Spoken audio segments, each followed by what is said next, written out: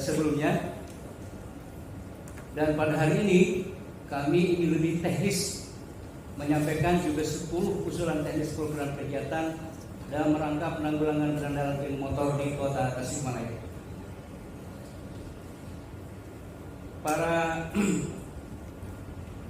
pimpinan Forkopimda dan yang terhormat para wakil rakyat, pada audiensi kemarin sudah kami sampaikan fakta peristiwa, sudah kami sampaikan dalam bentuk audio visual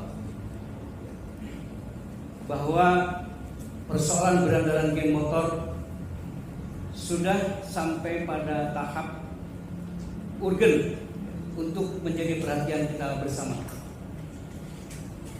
Dalam catatan kami, sejak tahun 2019 sampai dengan 2021 telah terjadi 44 peristiwa kejadian berandalan geng motor, dan Januari sampai Februari 2022 sudah ada 7 kejadian dengan 4 korban luka bacokan dan 3 kerusakan material dalam bentuk kendaraan.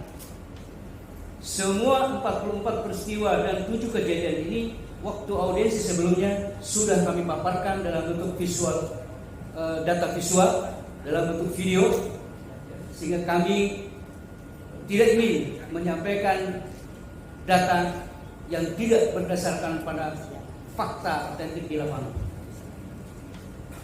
Baik, kenapa kami berkepentingan, terlebih kami Pak, kami ini 1 kali 24 jam berada di jalanan. Kami ini adalah para pelaku usaha ojol Pak, yang tergabung dalam forum transportasi massal. Ada beberapa juga sopir. Jadi sampai tadi malam Pak, ancaman teror itu terus terjadi. Dan berandalan geng motor ini kucing-kucingan dengan aparat kepolisian. Selang 5 menit, aparat lewat sudah muncul Pak. Jadi dalam kesempatan ini mudah-mudahan hari ini ada kesepakatan yang signifikan untuk kita tindak lanjuti secara bersama-sama. Yang pertama,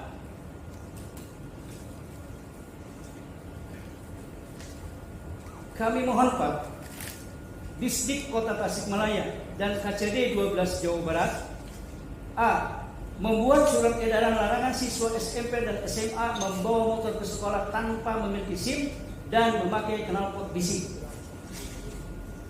Saya sudah membaca surat edaran dari Disdik Kota Tasikmalaya, tetapi substansinya saya tidak membaca adanya larangan anak SMP bawa motor ke sekolah yang tidak memiliki SIM.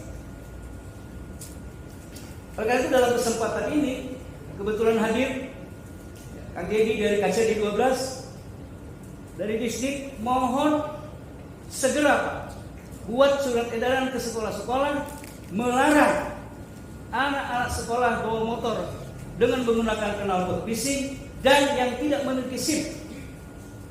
Fakta di lapangan, yang terakhir 5 yang ditangkap yang menabrak mobil pesantren Nurul Hidayah ya.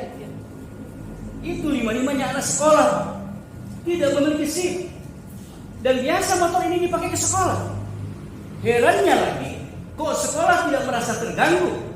5 anak ini pakai motor dengan knalpot bising datang di sekolah. Jadi seolah-olah ini ada pembiaran Pak, dari pihak sekolah. Karena itu sekali lagi Pak, Disdik Kota Tasikmalaya dan KCD 12 segera menerbitkan, tidak perlu besok Pak, jangan dinanti-nantikan lagi. Buat surat edaran ke sekolah-sekolah, melarang semua anak sekolah yang tidak memiliki SIM membawa kendaraan ke sekolah. Yang kedua, tidak diperbolehkan anak sekolah bawa motor ke sekolah dengan knalpot bising. B, menginstruksikan kepada pihak kepala sekolah SMP dan SMA agar melakukan pendataan seluruh kendaraan bermotor yang dipakai oleh siswanya ke sekolah. Mulai hari ini Pak, setiap anak sekolah yang bawa kendaraan motor ke sekolah didata itu Pak. Siapa namanya, motornya apa, plat nomor polisinya berapa, catat oleh sekolah itu. Sehingga kalau ada peristiwa kejadian di lapangan, kami bisa mengeceknya lebih mudah. Yang ketiga, C. Kami harap Pak, menambah pendidikan moral keagamaan melalui program ekstrakurikuler Persami, pesantren Sabtu Minggu, bekerja sama dengan MUI, Forum Pesantren dan Forum Dai Muda Tasikmalaya. Jadi geng motor itu Pak selalu beraksi di malam Sabtu dan Minggu. Kami mengusulkan di Sabtu Minggu ini ada kegiatan ekstrakurikuler namanya Persami, pesantren Sabtu Minggu. Suruh mereka menginap di sekolah.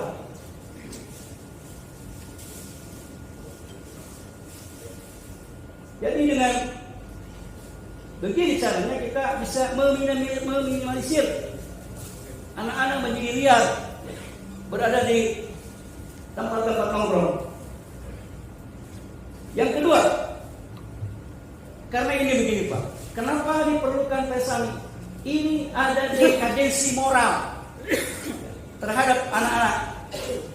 Satu contoh, geng motor yang merusak madrasah itu di Argasari, kebetulan madrasah di kompleks saya. Ketika saya tanya orang tua ibu bapaknya, bayangkan Pak, bapaknya itu hanya kuli bangunan, ibunya ini tukang cilok. Kok bisa memberikan anak motor harga 5 juta? Saya tanya kepada orang tuanya, mereka menjawab, kapaksa Pak, kumargi abisir. Budak, mama ibadah, minta motor kan jadi ilmu bapaknya. Jadi sekarang ada pergeseran nilai Pak. Betapa anak-anak sekarang sudah tidak takut lagi ya dengan namanya orang tua. Inti persoalan dari geng motor ini adalah moral, Pak. Moral. Yang kedua, kami minta mohon dengan sangat Kejaksaan dan Pengadilan Negeri mengadakan penyuluhan hukum melalui program Tidakum mengerti sadar hukum ke sekolah-sekolah SMP dan SMA, terutama terkait dengan Undang-Undang Nomor 11 Tahun 2012 tentang sistem pendidikan pidana anak atau yang disebut dengan SPPA, dengan maksud agar anak sekolah memahami apa konsekuensi dan sanksi hukumnya yang akan mereka terima ketika mereka melakukan tindak pidana kriminal melalui penegakan keadilan yang restorasi dan diversi. Kenapa kami usulkan ini? Dari 10 yang kami 10 anak geng motor Pak, terakhir yang menabrak mobil di pesantren Nurul Hidayah itu, ketika kami tanya, ada yang menjawab begini, kan bebas Pak, kalau anak-anak di bawah umur mau melakukan kegiatan-kegiatan seperti ini, kita kan tidak akan kena hukum. Ada itu Pak. Dan saya tanya yang 4-nya, jawabannya sama. Berarti ini mereka sudah saatnya diberikan pemahaman hukum Pak. Dan yang bertugas dan bertanggung jawab ini, kami mohon Kejaksaan dan Pengadilan Negeri turun ke sekolah Pak. Berikan mereka penyadaran hukum supaya mereka tahu bahwa dengan undang-undang ini anak di atas 14 tahun bisa dipenjara karena melakukan kriminal. Sampai nanti mohon teman-teman bisa juga nanti ada pembicara setelah saya Pak mengungkap, mempertanyakan, karena banyak yang sudah tertangkap, nanti proses hukumnya seperti apa. Yang ketiga, Kes Bangkuang melakukan pendataan ulang kelengkapan persyaratan semua organisasi yang berbasis klub motor. Jika tidak jelas dan lengkap, lakukan pembekuan sementara. Beri sanksi tegas sesuai aturan hukum yang berlaku kepada setiap OKP yang terbukti ada anggotanya berbuat kriminal. Mengingat fakta di lapangan, para berandalan geng motor ini masih menggunakan atribut OKP tertentu. Jadi mohon Kesbangko melakukan pendataan ulang bila perlu memanggil para ketua OKP berbasis klub motor ini. Kenapa bisa ada anggotanya masih menggunakan atribut melakukan kriminal? Hampir semua berandalan bermotor Pak, hampir semua. Selalu ada atribut jaket, kalau nggak di jaket ada stiker di motornya. Itu adalah OKP klub motor. Jadi OKP-nya harus bertanggung jawab ketika ada anggotanya berbuat kriminal. Yang keempat, Dispora Budpar melalui koordinasi dan kerjasama dengan Ikatan Motor Indonesia dan Lanut Wilayah Dinata mengadakan event road race secara reguler di tingkat daerah. Ini untuk menyalurkan anak-anak yang suka hobi kebut-kebutan di jalanan, Pak. Dulu seingat saya sering ada event balap motor road race ya di Lanut itu. Sekarang coba itu oleh Dispora Budpar diagendakan ulang, Pak. Yang kelima, Dinsos segera merealisasikan secara bertahap pendirian panti rehabilitasi anak nakal. Kita belum punya yang di panti rehabilitasi anak nakal.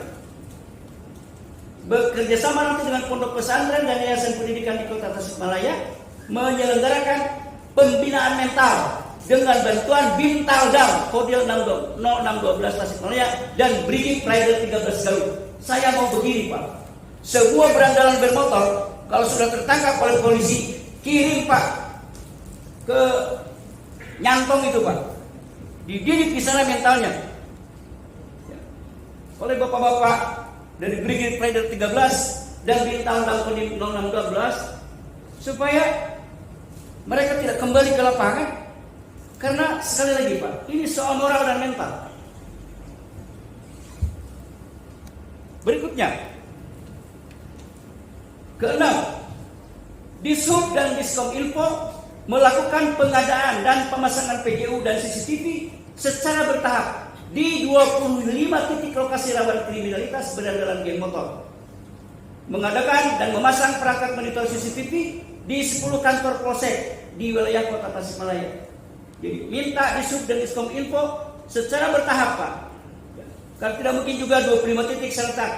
Di mana itu 25 titiknya? Petanya sudah kami sampaikan kemarin pada saat audiensi yang pertama. Bila perlu silakan data peta saya kalau diperlukan. Ketujuh, Polsek dan Koramil A. Melalui koordinasi dan kerjasama dengan kecamatan, kelurahan, RW, RT atau organisasi RT, RW, Polsek dan RWT untuk melakukan pembentukan tim jalur jaga lembur di masing-masing kecamatan dan kelurahan di wilayahnya. B. Polsek melalui koordinasi distrik dan para kepsek melakukan razia knalpot bising ke sekolah-sekolah. Kedelapan, Dinas Pol PP dan Damkar melakukan pengawasan dan penertiban kafe-kafe, warnet, dan tempat-tempat nongkrong anak-anak geng motor di wilayah Kota Tasikmalaya melalui program Pasbanrik, pengawasan dan penertiban ruang publik. Ya, tolong ini oleh Dinas Pol PP dan Damkar. Karena anak-anak geng motor itu selalu berangkat kalau tidak dari kafe, dari warnet.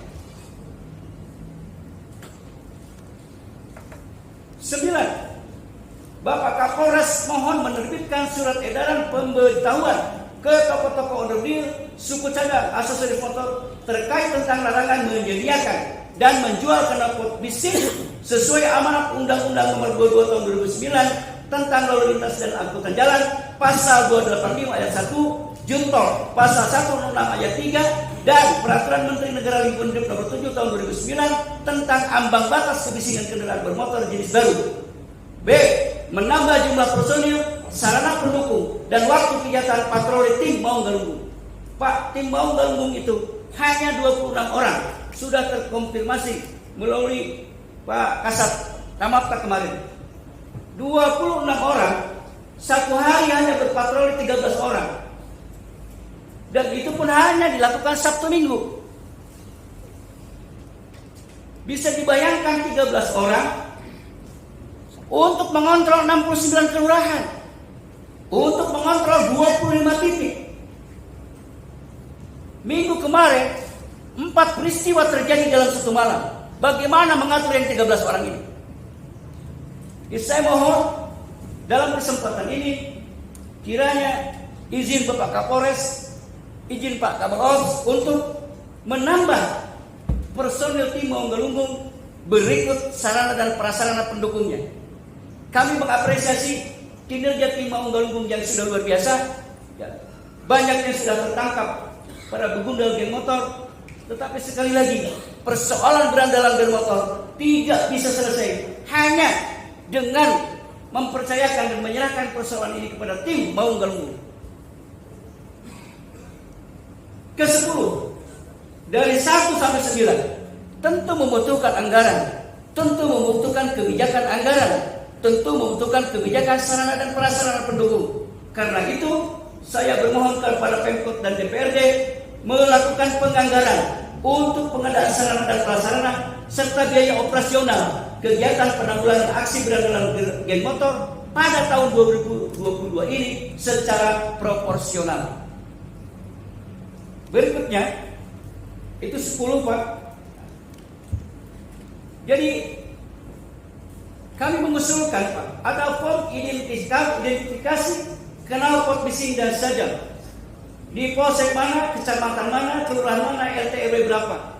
Contoh, nama pemilik Arteria Dahlan, alamat rumah Jalan Cienteng 27, knalpot bising ada, jenis sajam celurit 1 buah, samurai 1 buah, status pelajar SMA 17 tahun, jenis motor Opel Honda Beat Z2022 RT.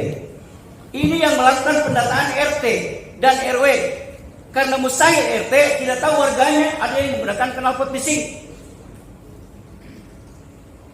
POM ini nanti diserahkan kepada Polsek sebagai bahan pengusutan razia atau sweeping door to door ke rumah-rumah.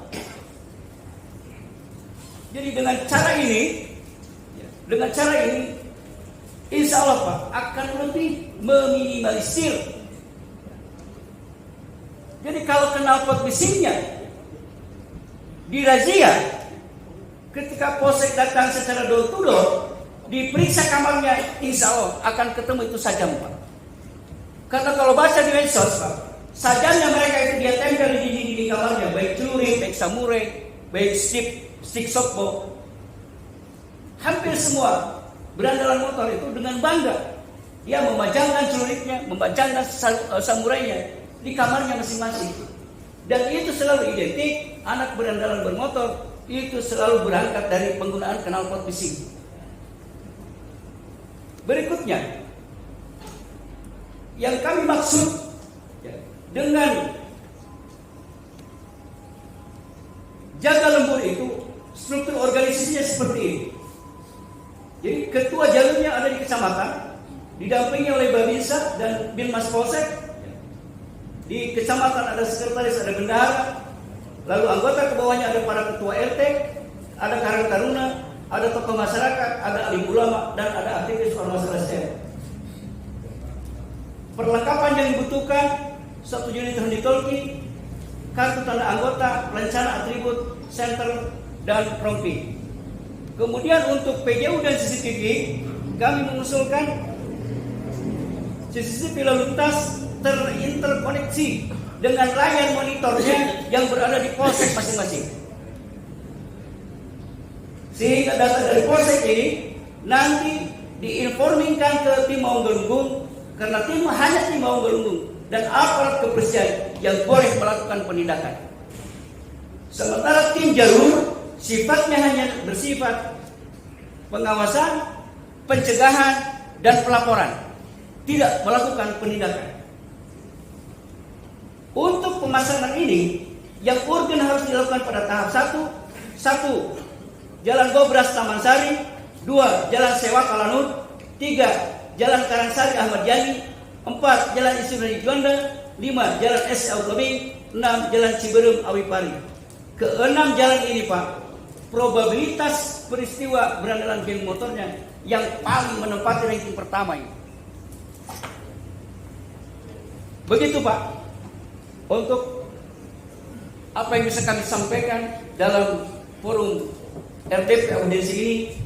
Mudah-mudahan apa yang kami sampaikan bisa diapresiasi, bisa ditindaklanjuti. Dan sekali lagi, Pak, kami berharap sekali supaya mungkin kami memaklumi bapak-bapak para pejabat kurang mendapatkan informasi dengan fakta peristiwa di lapangan. Kenapa? Media saja, Pak, media saja sudah ketakutan untuk memberitakan adanya berandalan motor. Kenapa? Mereka yang diancam juga. Jadi saya ngobrol lama dengan Dantonnya tim Manggelunggung Pak Fahmi. Memang benar Pak, berandalan bermotor ini dendam kesumatnya luar biasa. Dan dia akan mencari siapa-siapa yang mengungkap apa yang mereka lakukan. Nah, terakhir mohon pimpinan audiensi Pak Ketua dan Pak Sekda, karena pada audiensi ini saya tidak melihat ada dari Diskominfo, saya tidak melihat ada dari Disparpora, saya tidak melihat dari Kesbangko, dan saya tidak juga melihat dari Dishub. Karena itu izin Pak Pimpinan dan Pak Sekda, saya ingin jika memang sepakat dengan 10 usulan tadi, kami ingin dituangkan dalam nota kesepakatan Pak. Kami sudah siapkan. Ini bukan perjanjian Pak, bahwa kita sama-sama aparat pemerintah, unsur Forkopimda dan kami mewakili masyarakat sepakat dengan 10 usulan tadi dan dituangkan dalam nota kesepakatan. Izin Pak Ketua, izin Pak Sekda, supaya dinas yang lain yang tidak hadir pada hari ini juga, dan ini supaya jadi pegangan kita semua Pak, ya, untuk melaksanakan program. Ini bukan sekali lagi bukan perjanjian, ya, tidak ada konsekuensi kami gugat-menggugat, tidak ada Pak. Ini semata-mata hanya nota kesepakatan dan izin berkenan untuk ditandatangani bersama. Terima kasih Pak Ketua. Assalamualaikum warahmatullahi wabarakatuh. Baik, terima kasih. Saya kira bagus lah, ada masalah. Tapi tadi konsepnya kita ada dua. Ada konsep yang segera harus mencegah besok atau lusa. Nah tentu saran saya Pak Sekda segera rapat Forkopimda itu, karena memang menjelang puasa biasanya juga sudah ada itu dimatangkan di situ. Kalau perlu nanti misalnya ruangan personil bisa tambahan dari TNI Polri, seperti tahun berapa itu pernah ada BKO dari beberapa teman-teman TNI yang itu juga terjun ke lapangan. Tapi itu sekali lagi ini menyangkut kebijakan makro, kebijakan besar pemerintah kota. Artinya segera itu dilakukan. Kalau yang sudah dilakukan oleh tim Polres ini sudah tinggal didorong saja oleh pemerintah kota. Walaupun saya tadi masih bingung itu, kalau memang punya rantai komando berarti ada markas itu, ya itu yang harus ketemu sesungguhnya. Coba nanti dicari itu seperti apa gitu ya. Hebat mereka itu sudah melakukan juga yang dilakukan oleh tentara dan polisi. Mereka anti alibi gitu ya, mereka buat antinya. Nah ini mereka antinya seperti itu. Mereka seperti itu. Tentara yang ingin menyerbu sebuah lokasi itu mereka pelajari dulu lokasinya dari ketemu. Ini kalau memang jaringannya sudah ketemu di Tasik, barangkali memudahkan juga sebetulnya untuk penginsapan, pendidikan gitu dan lain sebagainya, kayaknya agak mudah. Kalau nanti ditambah gitu ya kerjaannya Pak, nanti cari itu jadinya apa? Di mana itu di Tasik sepertinya. Kalau di bawah itu ujung pelarian, misalnya ada markas, nggak mungkin kan? Kalau ini pasti ada rekrutmen kan? Nggak mungkin berandalan ini ujung-ujung dia muncul dengan apa? Tapi tentu ada rekrutmen, ada pertemuan, ada perkumpulan. Jadi juga harus dicari. Jadi kalau dari situ saya kira bisa mulai lah. Kalau selama ini yang disebut dengan sampah-sampah itu apa? Orang-orang yang ada di PAN dan lain sebagainya akan ketemu itu. Ya, mereka markasnya di sini ketemu PAN. Nah, geng motor ini memang tidak ketemu. Jadi dibantu lah Pak Kapolres, tapi Pak Sekda saya kira ini disampaikan ke Bawali untuk segera lakukan Forkopimda. Kalau yang lain bisa sambil jalan ini, tetapi untuk kebijakan tambahan karena menyangkut tambahan anggaran dan lain sebagainya, saya kira ini harus melalui kebijakan secara makro pemerintah kota. Barangkali itu Pak Sekda.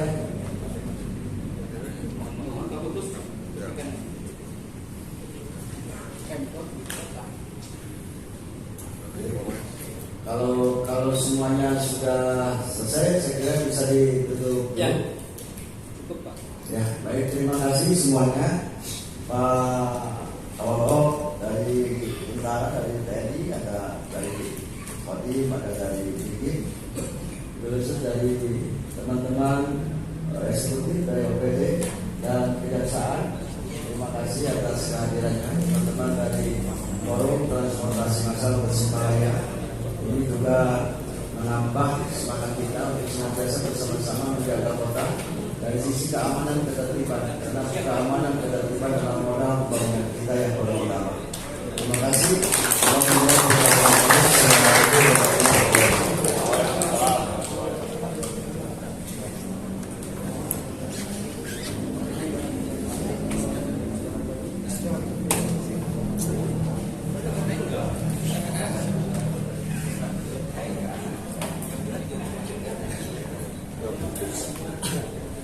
Jadi kan agak teroplos.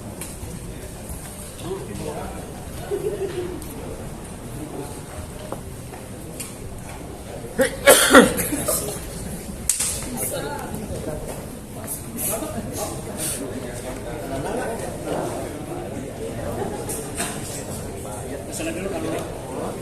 Sekedap itu.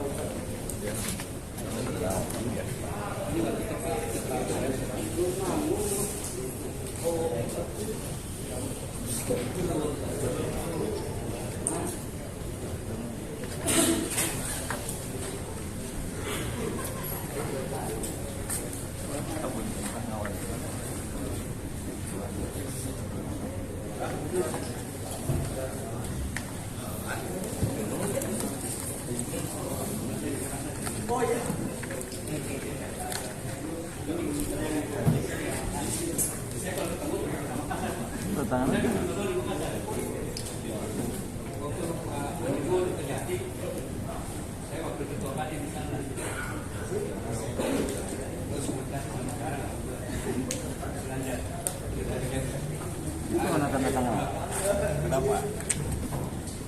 DPRD Kota Tasikmalaya. Boleh dia mantan Pak? Nah, dia.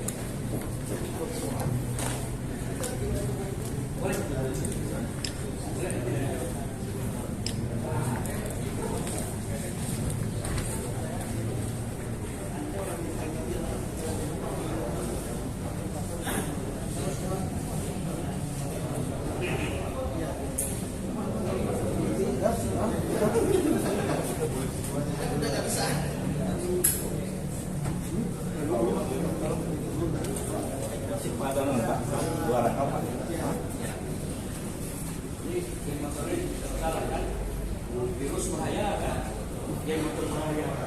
Virus yang kelihatan, yang motor mah bukan.